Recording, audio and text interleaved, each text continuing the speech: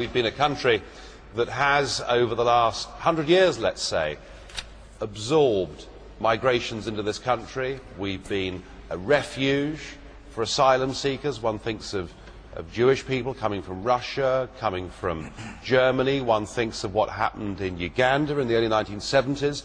And you think of all those things and you compare race relations in this country with the rest of Europe, and we've had a record of which we could be very, very proud indeed. We've actually been quite good at assimilating different groups of people into this country, until the complete and utter madness of what happened just 3 years ago, of totally opening up our borders to hundreds of millions of people living in very poor East European countries, and saying to them, as many of you who want to come and live in the United Kingdom as want to come can. And this was something that was supported by all three parties, voted for by all three parties. I'm pleased to say that UKIP were the only party to vote against it, because we made the argument, of course, immigration, if it's controlled, is a good thing for the country. Of course, we want people who can come and work here to have proper work permits.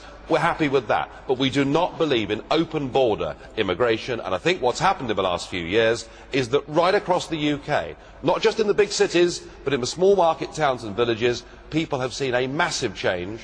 We're seeing social dislocation, we're seeing police chiefs, we're seeing school teachers, we're seeing people saying we simply cannot cope with an influx on this scale, and for many, many people, they're finding it quite difficult to recognise the neighbourhoods in which they live. And I do believe that we need to have a freeze on immigration into this country for a 5-year period. Really? For a 5-year period, and I'll tell you why. Because we don't actually, because we'll have work permits, as I've just explained. But the reason for doing it is because we don't know, and David Blunkett admitted this, who's actually living in the country. We need to get a grip on this issue. We need to know who is living here, and in future we have to have proper controls of who is coming into the country and who is leaving the country. Let's get a grip. Nigel, can I just be clear here? Yes. Are you saying no more immigration, or are you saying that you have some people in? No. What I'm saying. Which people, and how would you manage that? So why would you let some people in and not others? Well, I'm going to answer you. What I'm saying is we'll operate work permits where people come. So it's not a freeze on immigration. We'll operate work permits. Work permits and rights of settlement are two entirely different things. Just look at British workers working in New York or Chicago. So they could come and work, but if they have a family, they're never allowed to stay, no matter how much they contribute.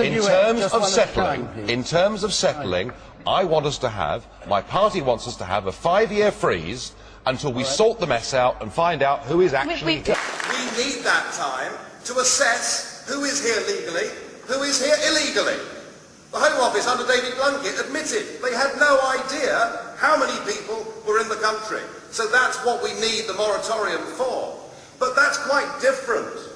It's quite different to saying we're putting up the shutters, we're not going to speak with the rest of the world. No, we're not talking about people working, we're talking about people settling. Of course we want to have a proper work permit system. You know, if Goldman Sachs wants some people to come and work in their London office from New York, they should do so on a work permit.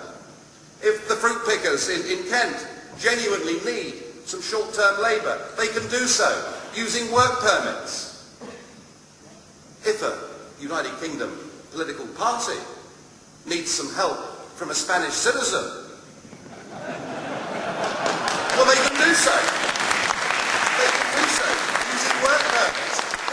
This is not a message. This is not a message that says we don't recognise in a globalised economy that people move and work all over the place, but it is a message that says that we cannot go on with a system whereby anybody that comes into the UK, pays their stamp for 12 months, is then entitled to all the rights and benefits that the rest of us are.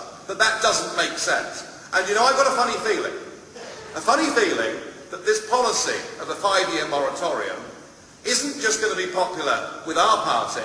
I have a feeling that outside, in the country, where it's really going to be popular is with the settled immigrant communities that exist in this country already. Because they're the ones who really are threatened by increasing social tensions. And amazing to see that in a recent opinion poll that we conducted, 80% of the British people said they would vote to leave the European Union if it meant we could get control of our borders back.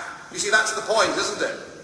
Whenever we're told we're somehow a single-issue party, the truth is we cannot have our own immigration and asylum policy and be a part of the European Union. And that is going to be a big campaigning message for us going out over the course of the next couple of years.